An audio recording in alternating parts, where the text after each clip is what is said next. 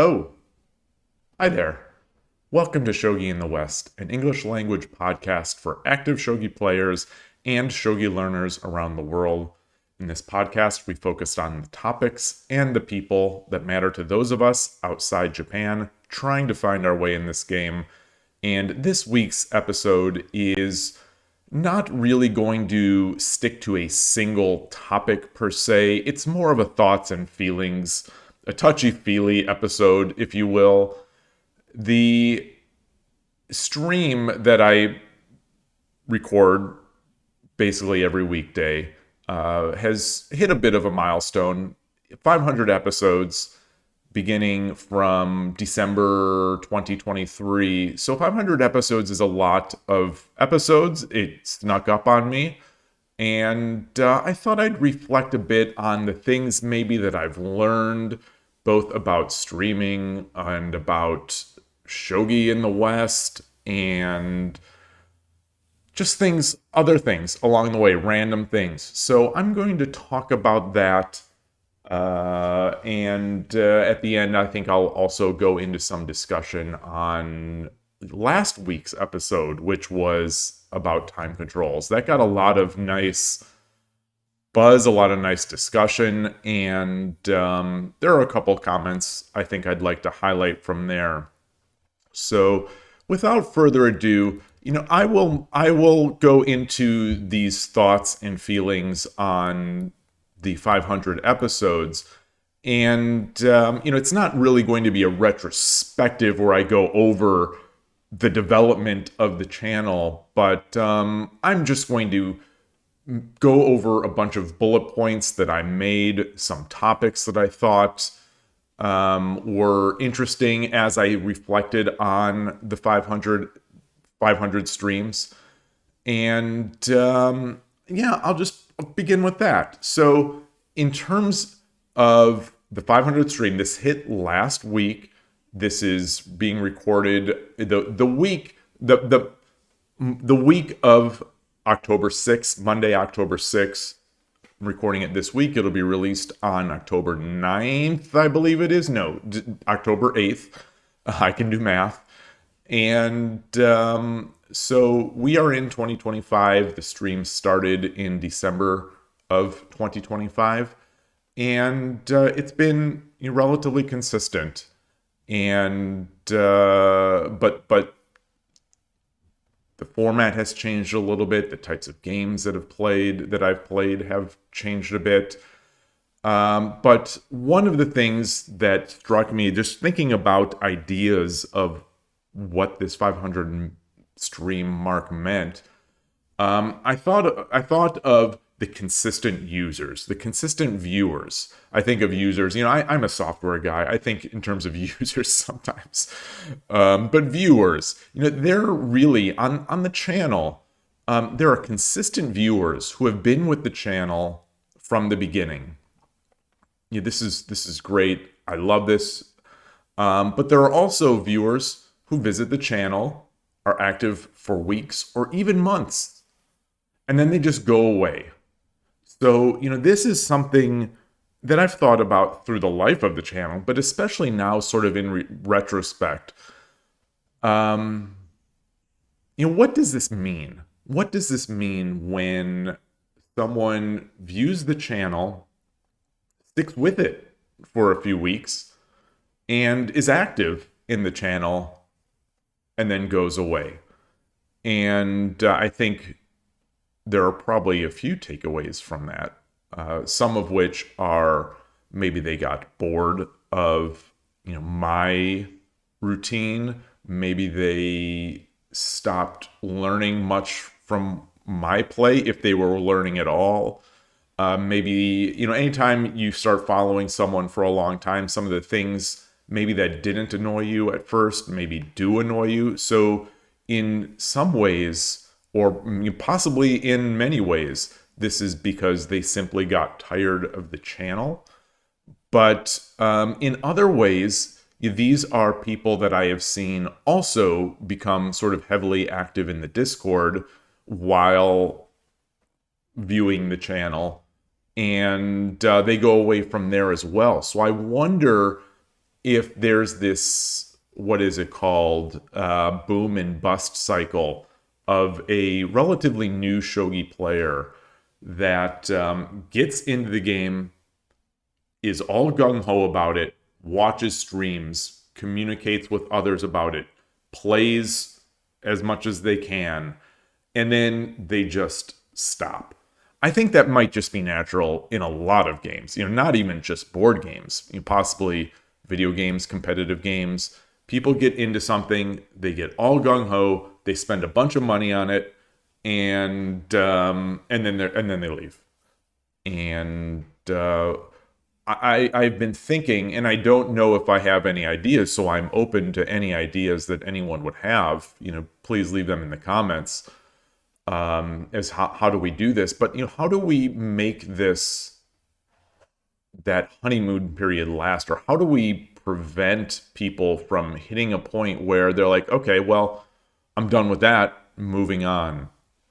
There has been something I've talked about a number of times when strictly speaking of shogi in the West, that there are not always great next steps for someone who has learned the moves, who has found or discovered that they enjoy the game, and they've gone through some of the basic materials. The book selections, while the books are relatively high quality, the book selections are slim. They don't focus a lot of times on what people would perceive to be the next steps, or the things that they're struggling with as people who are not just beginners. They know how the pieces move. They know a little bit about an opening. They know some end game. But that whole amorphous blob of shogi in the middle, they don't have a sense of that. And I think this is also a problem in chess, just talking to chess players as well. But at least they have books about it. Whether those books help or not is a different matter, but at least there's something to read. You can read about Jeremy Silman's, the word just fell out of my mouth as I was about to say it, imbalances. So you can get theories of how to play these middle games or how to play the game. This theory of imbalances. You can go through other authors, and they have, maybe not similar, but they have other approaches to studying and understanding the game. We don't really have that in the shogi world. So you're on your own. You end up watching a lot of higher level games and not understanding them, and being like, okay, maybe I'll just go back to chess. Maybe I'll just go back to something else, or what. So it's a real thing that I think those of us who want to grow the game need to address. I don't need to address. I don't know if we need to. The game is going to be around with or without us. But it would be something that would be nice, I think, to improve on the what's next step for people who have caught the bug, they've gotten excited about the game, and after a few weeks they still like it. So it was when I thought of, all right, what are the things that really strike me after 500 streams? I think that is the thing. We have some very consistent viewers who sometimes are not diehard, but like big members of the community, and we have people who join on just for a few weeks and then leave. There is another. I mean, there are other sub pockets of people.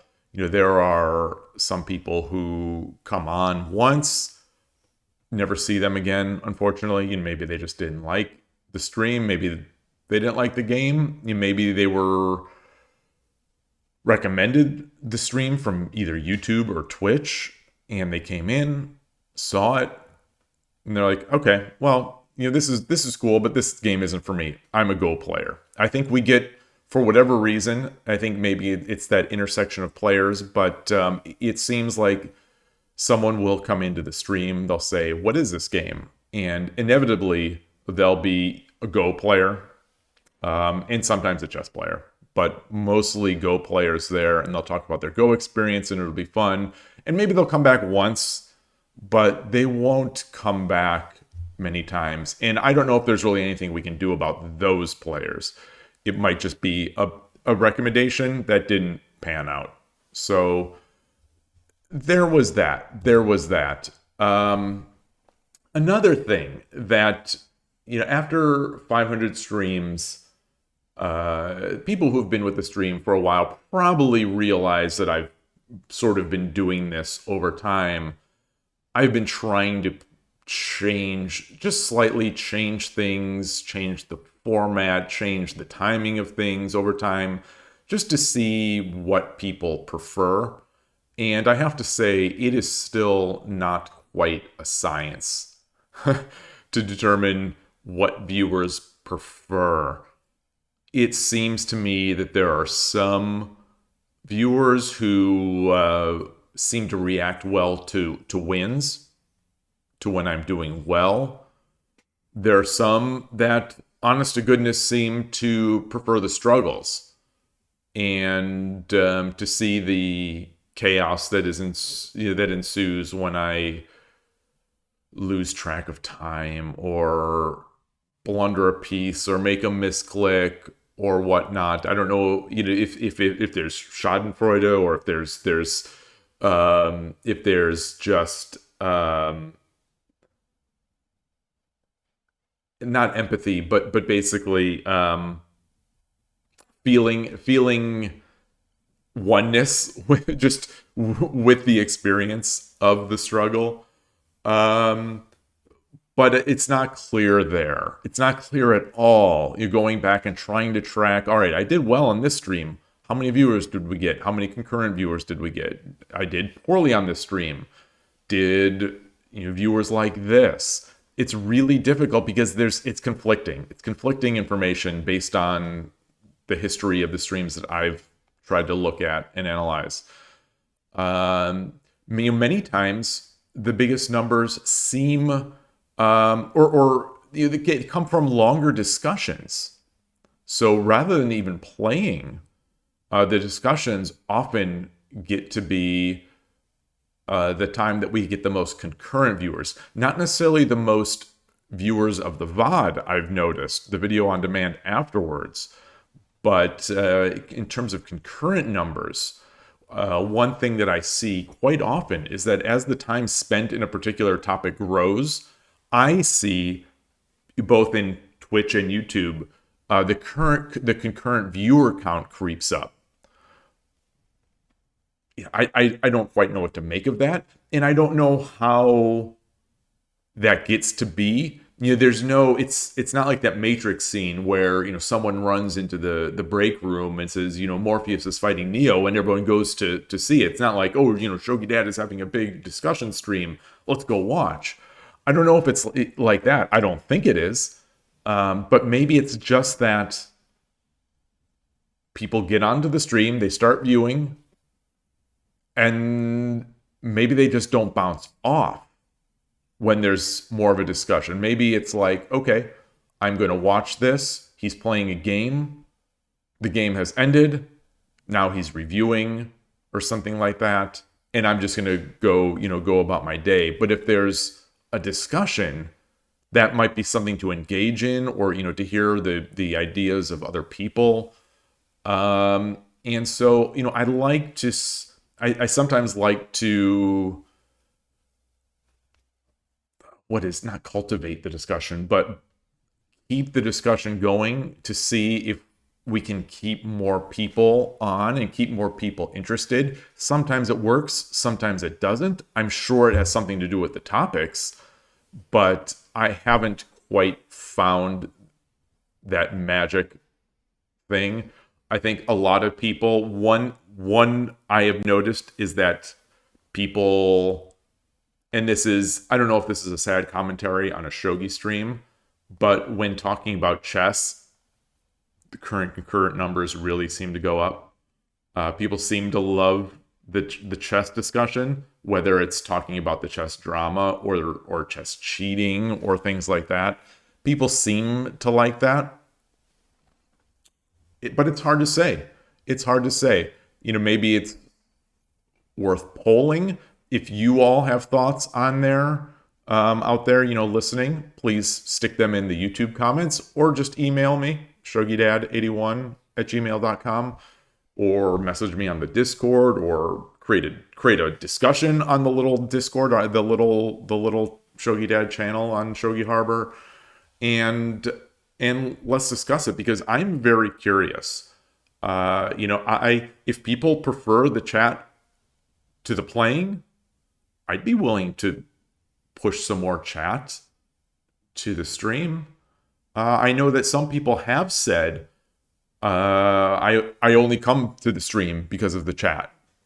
But I don't think someone has said that in a while. Maybe because I play so much and those people have mostly left. I don't know. The thing is, I do think it's a possibility that people would prefer the chat. But the podcast, these podcast numbers don't seem to support that idea. Since these numbers, the podcast numbers, are actually not that much higher, and sometimes they're lower, than the numbers that a regular stream would get, or a stream that has a lot of playing would get.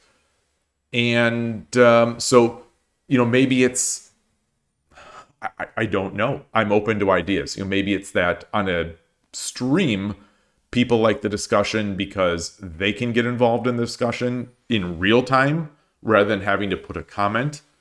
I'm not sure. But it's something interesting for me to think about. Always trying to assess what people want. Do they want playing? Do they want winning? Do they want losing? Do they want, not that I have much of a control over that, unless I, fake throw with losses, which is that's just never going to happen. That is the people who have watched me know that that's almost an impossibility of, trying to lose. So, we'll see, and I'll continue to adjust things as time goes on. Another thing that I've been realizing now, 500 streams into it, is that for me, and other streamers have said the same, but for me, playing while on stream still seems to be a pretty large handicap, even with all the experience I have. I would have said, maybe a month or two ago, I would have said that it feels like this is changing a bit and that I am getting better while playing on stream, except the last month and a half, I think, has been extremely difficult. And, there's been a regression in my play, both online and offline. So it's hard to say, if anything is, how much is related to streaming, but it still feels tough. Speaking is still something that occupies quite a bit of my processing power. Using the mouse is still something on faster games or Shogi Wars style games is still a relatively large burden, I guess, for me. And I'd love to improve at that. It's been 500 streams, but it's only 500 streams. It's not even 2 years worth. And, maybe this will grow. Famously to me, one of the top amateurs, in the non-Japanese shogi world, Koshiro, Shogi Brazil is his YouTube channel and Twitch channel. He has said that he struggles when he's streaming. It's more difficult for him. And, it's reassuring for me to know that someone who's that strong also has these same problems. But, so maybe, who knows? Maybe this is just a thing. I believe that some chess streamers that I have watched in the past, I think, have said as much. But then again, there are other chess streamers who seem to be maybe better when streaming. So it's hard to say there. It's hard to say there. So moving on from there, one thing that has been a very nice aspect of streaming, and after 500 streams, you really do feel this, is that the sense of friendship with the viewers is real. And this is something that maybe some people do get a sense of this as a viewer. I think for the channels that I used to follow that were not the massive channels, the channels that had, say, I don't think 100 concurrent viewers is really a massive channel, but I'll say a channel with fewer than 100 concurrent viewers, you sort of feel that camaraderie. I think this is very much real. After all this time together, every stream, there's a squirrel running across the back of the fence. I don't know if anyone caught that might be watching. Seeing a familiar name pop up in the chat, just saying hi or whatever with an emoji or something like that, it's almost like seeing someone that you're glad to see walk in the door. It's really nice. And it's, like I say, it's something that I think I knew existed, but I didn't quite feel it as much. Where now, the people that are the regulars, or even the people who come by every so often, and then I might see them every few weeks. It's like, oh, good to see you.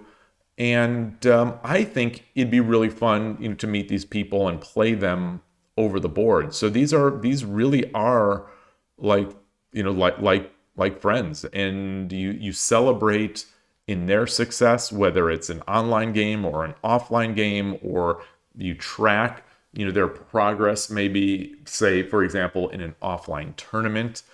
This is just like you would with someone down the street. And so that is something that has been very nice about the streaming experience. And I expect it will grow. And I expect this is nothing new to someone who's been doing this for a while. But for me, these are the things I've learned. Growth, I suppose, is something that in this time, my shogi growth, something that I'm always thinking about.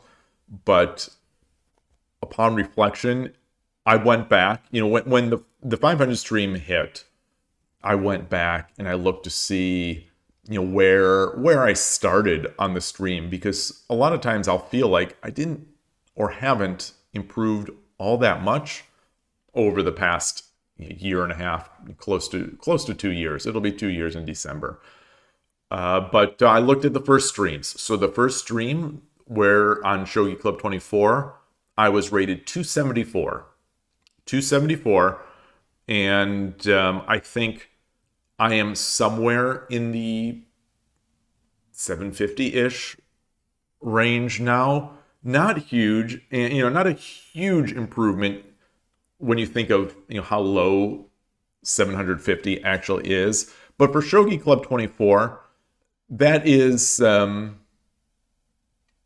think it might be something. It might be something. It might just be that I learned to avoid the very low rated player. I think there was there's some fits and starts in the growth, the quote growth of the rating on Shogi Club 24, because of the sandbagger problem there.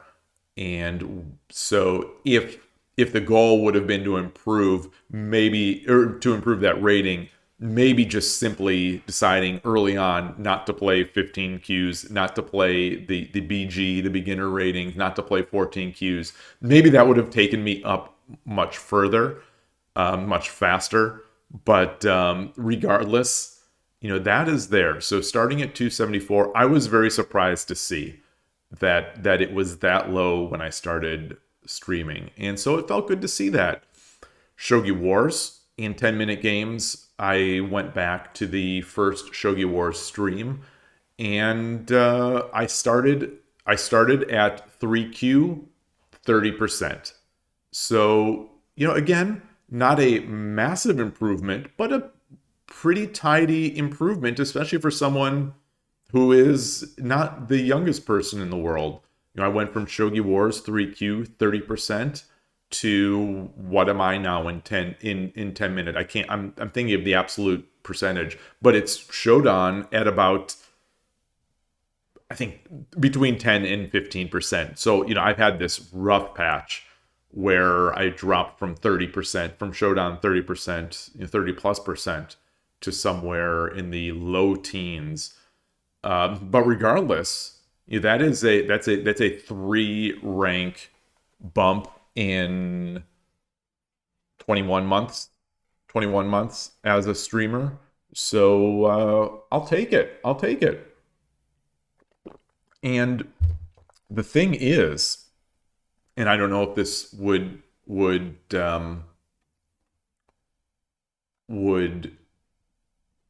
what am I trying to say, influence or encourage people to pick up streaming on their own.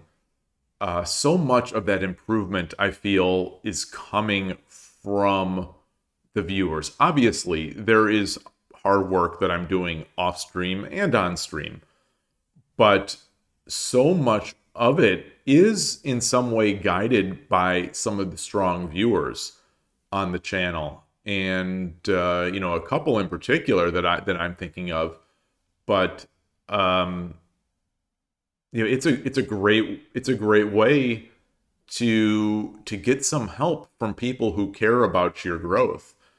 And I think my rating might be evidence of that.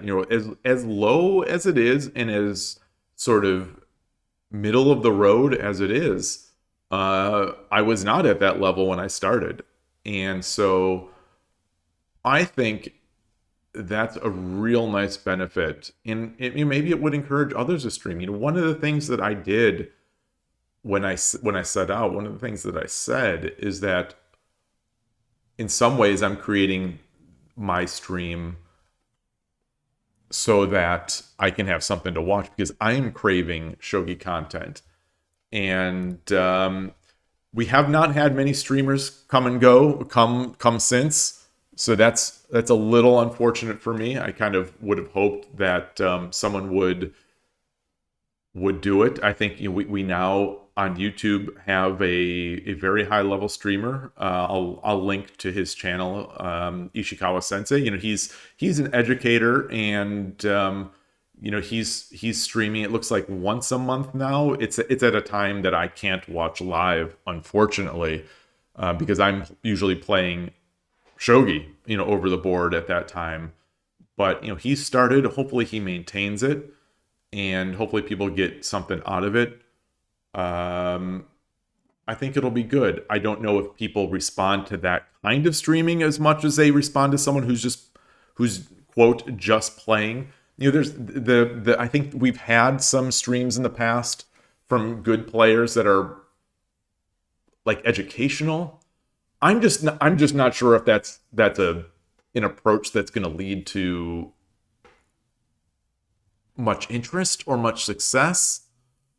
I think people want to have fun first. Maybe that's one of the things that I've learned. Not that I have this unique insight, but I think when people come to a stream, sometimes they just want to relax. Sometimes they just want to watch and enjoy a game. They don't necessarily want to be taught. So it'll be interesting to see how that stream goes. And obviously, there's room for multiple approaches, and I'm hoping that works, because we don't have many players of that level that are streaming, and I'll never be at that level. So we're lucky to have it, and I hope it continues, and I hope he gets the views, and I hope we get more, such that we get more. am so jealous of the chess world. They have so many streamers of so many different types that looking at the shogi world, sometimes it's just me. Sometimes it's just me out there, in a day. And we'll see. So hopefully that continues to grow. And what else? So what are some of the other things that I've learned or been thinking about from 500 streams? There's one. The chase for concurrent viewers, the chase for growth. I think it's natural for any streamer, especially once you've been doing it for a while, to sort of wonder, all right, how do I take this thing to the next level? How do I grow these numbers? How do I get more people? How do I get more subs? Can I get subs? Can I in some way monetize this? Obviously, I've started the monetization on the Twitch channel in the past month or so, after avoiding it for a long time because I didn't want ads to be coming to the Twitch channel, and I never thought that the subs would make up for that. But I did enable it, and it's for a couple reasons. But one of those reasons, as discussed on the channel, is that I wanted it to feel like a real channel. It almost at some point, based on little minor things that people have said to me, it almost felt like people didn't think of it as like a real channel because they can't give their Prime subs, or they can't, there's not some of the Twitch stuff that a quote real channel has. So I wanted to kind of see, is this going to help? Like, will monetizing actually help it grow? Not even bring in money, but will it help grow? And then also, can it bring in money? One of the things that I would love to see, and I've said this before, is that if someone like Koshiro, for example, I mentioned him before, if he could make a living, or at least augment his living with some shogi funds, some education, some funds from streaming. If we could have someone that is quote professional in the shogi world, I think that would be an incredible step. So, in some way, I want to see, what can I bring in? If I can bring in some money that'll allow me to support this stream, maybe that will, or the stream or this podcast, because none of this stuff is free. None of this stuff is free. Ignoring the time commitment, even equipment is something, and the limited equipment and things that I've had, I'm still, running. I'm still running in the red in terms of the channel. This isn't a complaint by any means. I chose to do it, but buying a mic, buying a camera, doing other things, and buying other things, it's it is an expense. So if someone who is going to be more valuable to the community than I would be, like an educator or like a high-level player, if they can make some money to offset their costs, I think that would be incredible. So, we'll see. We'll see how that goes. I would love to, not influence more streamers to get in, especially better players. But for lack of a better word, influence. I would love to see it. I would just love to see it, because I think it's fun. It's a way to meet people.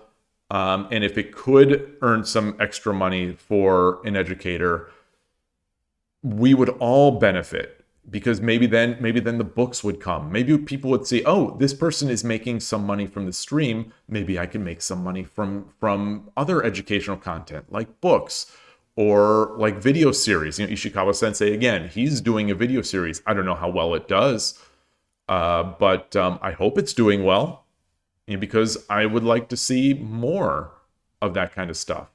So there's that. Anyway, that's, I generally avoid talking on the stream and up until now on the podcast. I generally avoid talking about those types of topics like money or like viewer counts or like subscribers or things like that. But it is part of sort of that streaming and that YouTube content creator life. And for each person, it matters a different level. And so, the more that we can support some of these channels, the more likely that they'll stay around.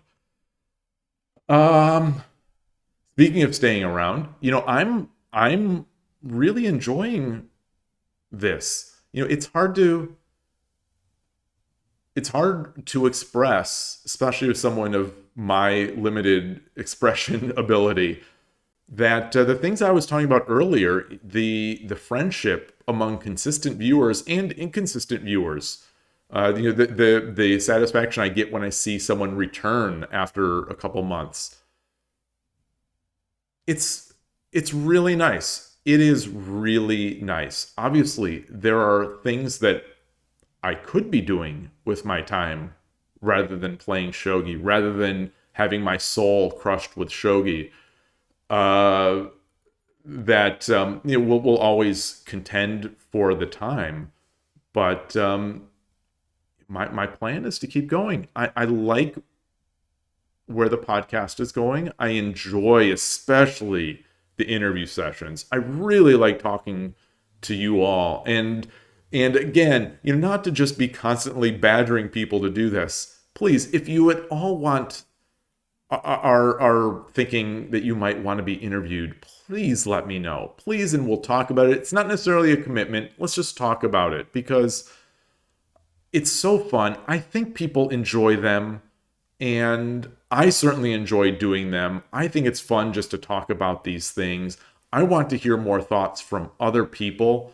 So, the more interviews that I can get, I think the longer the podcast can go, because obviously there are a limited number of things I feel like that I can talk about well in terms of the shogi world, because, I'm just a goofball. I am just a Shogi Wars Shodan who is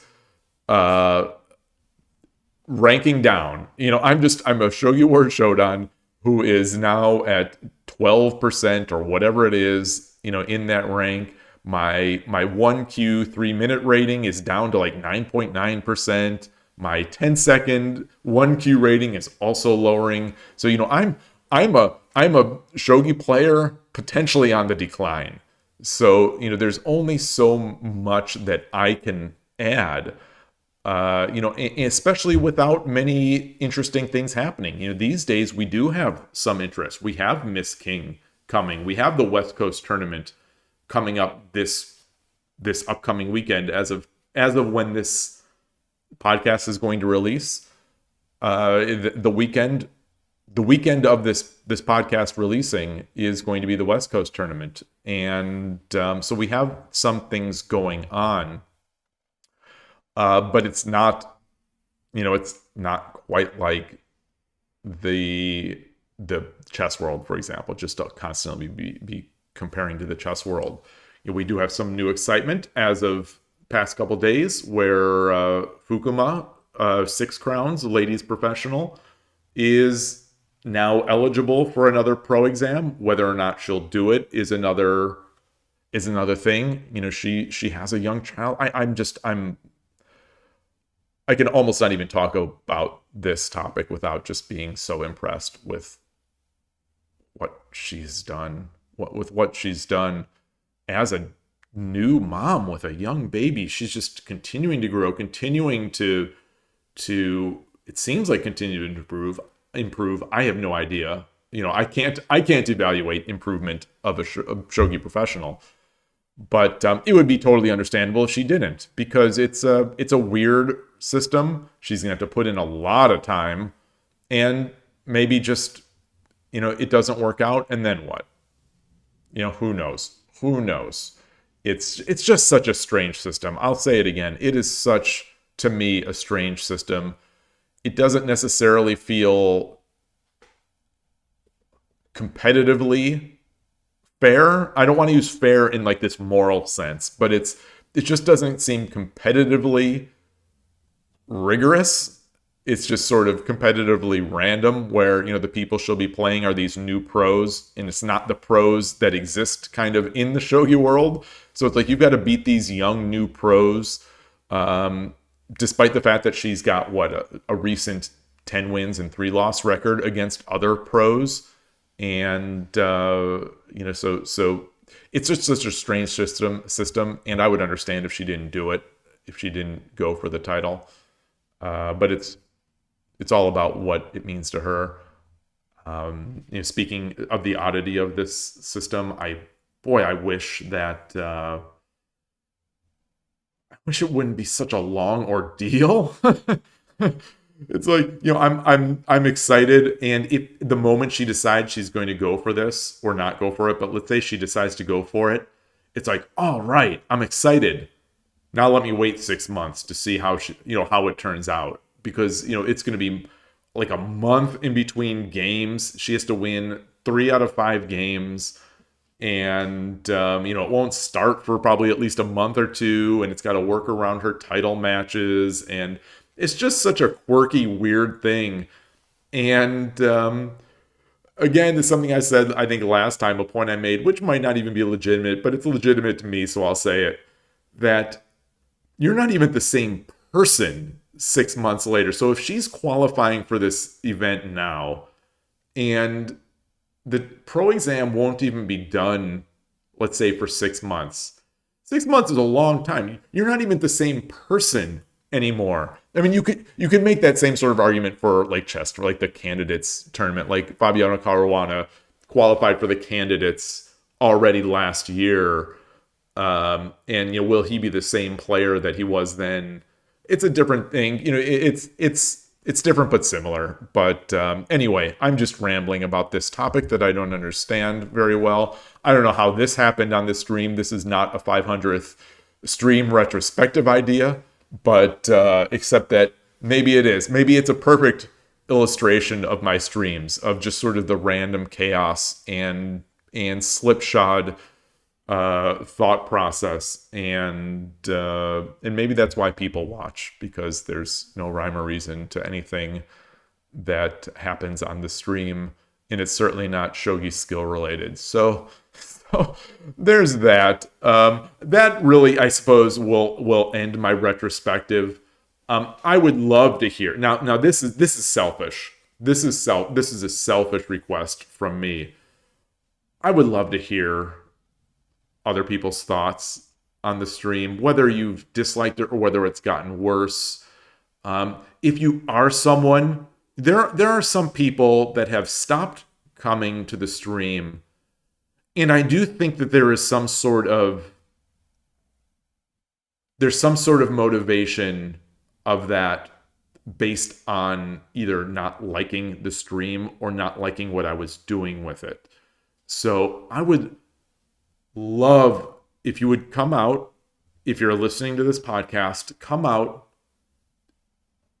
let me know. The problem is you if you let me know, you're sort of letting the world know, and maybe these are private reasons or whatnot.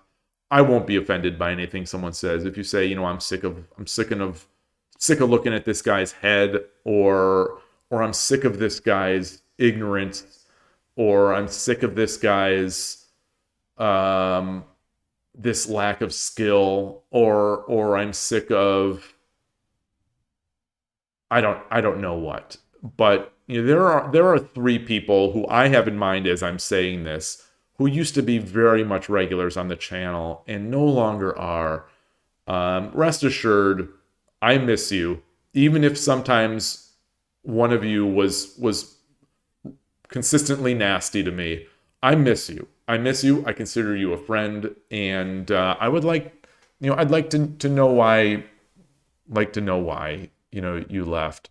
So that's it for the retrospective. And if you have good retrospective, if you have good thoughts on the channel, please feel free to share. This, I'm not asking for, oh, you're so great, this channel's so great. I don't need any exaggeration. I don't need any false stuff. I like celebrating things with people. I like celebrating these things with friends. And like, if you all were here for the 500th episode, I would have thrown like a pizza party in the back, back here. Get a bunch of pizzas. It's not as good as Chicago pizza out here in Northern California, but I would get some pizzas. We hang out, play some shogi, eat some pizza, and celebrate the 500th stream. Unfortunately, you can't really do that. Then again, maybe I should do that with some of the local people. Maybe that's a thought. So anyway, there's that. So that'll do it for the retrospective. But one thing I would like to do, I've got a couple other topics to talk about, and if I had transition music, we'd say, now it's time for the mailbag. Boom, ba-dum, ba-dum, ba-dum, ba-dum. Some sort of mailbag music. The mailbag is from last week's podcast about time controls. There was a lot of great discussion, and I'm not going to just read everyone's comments, but I would like to highlight a couple out of here. And I apologize if I'm not highlighting something that you have said, because there was a lot of great discussion. But one thing that seems consistent, and even in the Go world, I think I've noticed this. The Go world, which has, for all I can tell, pretty heavily switched to Fisher increment. I think the players, for the most part, at least the people who are polled in these like Reddit threads and whatnot, seem to feel that this is the case. But people like Byoyomi. It seems like the people that commented on my channel, the people who talk on stream, they like Byoyomi. And so, like, here are a couple.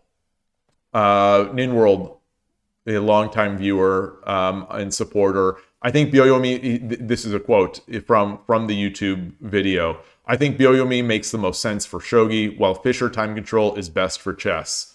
He elaborates. It's a long. I definitely would recommend people go check out this discussion. There's some great points in here. He talks about the difference of Fisher and Byoyomi in terms of playing with playing positions in chess that you don't necessarily get in shogi. But that's all great. But another thing that was brought up, and I think that this was a great point. I read it, my eyes opened up. I'll just read it. Ninworld says, another feature of this is that you have enough time, this being Byoyomi. Another feature of this is that you have enough time to place the pieces in a proper way. This is physically over the board.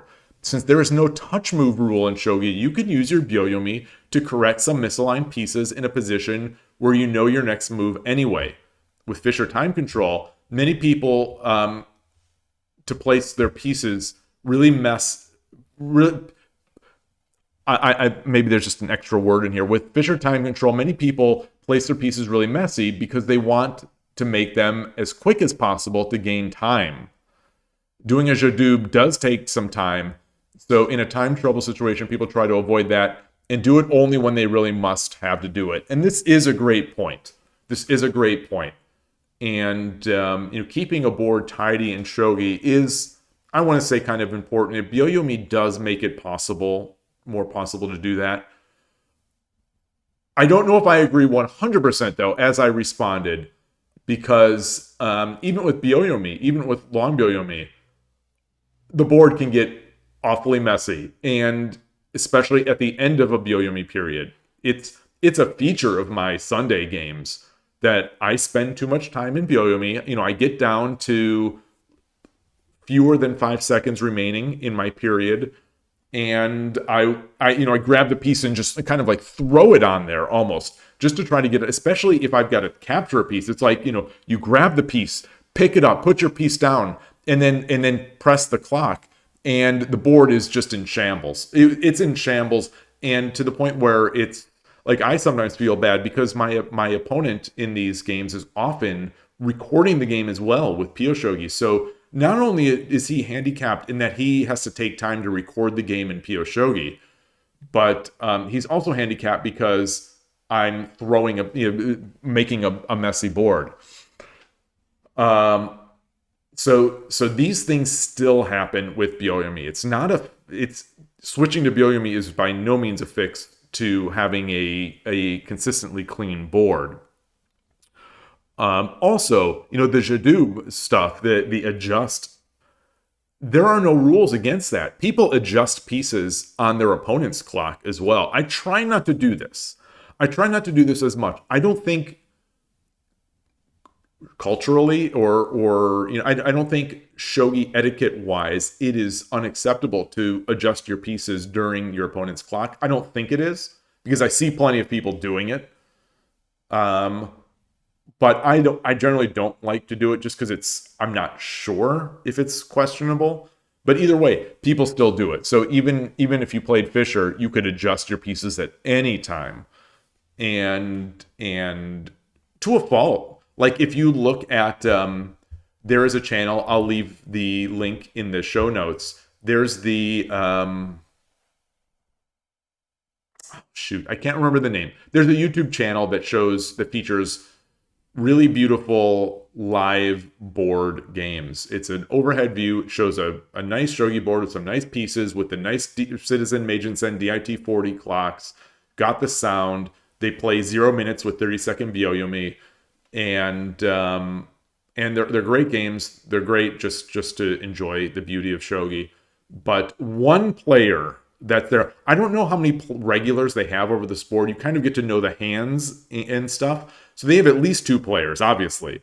But I think they're one of the players. He is a habitual adjuster. So he makes a move, and then he adjusts pieces. And then he makes a move, and then he adjusts. He's always adjusting these pieces to the point where I'm watching this and I'm being distracted and like, gosh, this guy, I'm starting to think bad thoughts about the guy. I'm thinking, gosh, this guy's kind of a jerk. Just make your move cleanly. Stop touching pieces. Stop touching pieces. I'm watching this game. Stop touching the pieces. And it just happens. And it's one of this video, this particular player is one of the data points that I have to make me think it is not etiquette wise unacceptable to move your pieces, because these are established strong shogi players in Japan. And I would think that they would not be publishing these videos with bad behavior. So there's that. Anyway, great. An entire thank you to Ninro for this comment. It just keeps going on. He talks about the chess clock confusion, that 40 moves in 2 hours time control I talked about. I think everyone agrees that it's good that we don't use this in shogi. And I think a lot of people don't want to use it in chess. So it's a really nice discussion there. Then other, channel supporter and regular Fordune says, I'm reading it now. Byoyomi is my favorite, and I believe you should use as much as possible. But for me at least, he says, it's easier said than done. I have a light trigger finger, I suppose. I think the time spent in Byoyomi considering candidates, evaluating, doing the heavy lifting, emphasized, is where the real gains are made. And even if you don't always come out with a definitive evaluation, the mental work alone moves the needle. This is something that I do. I agree. I agreed with it, and I think I said as much in my reply. But this is one of the things. These are one of the shogi ideas that I want to believe. I don't know if they're true. I don't seem to feel that there is a great way to prove whether it's true, but I want to feel it's true because I do it.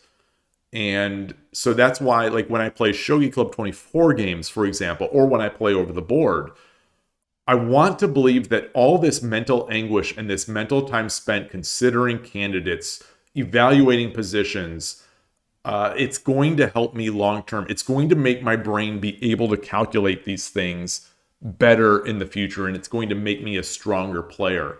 I don't know by which mechanism that would make my brain better at shogi. I don't know. I don't know if anyone knows, even people that study the brain. But I do agree, and I hope that is the case. But at the same time, as someone who likes Fischer, I don't think this is exclusive to Byoyomi. I just don't. Like, I think, especially if you have a long Fischer period, you still have time and you still have to calculate those things, and you still have time to calculate these things.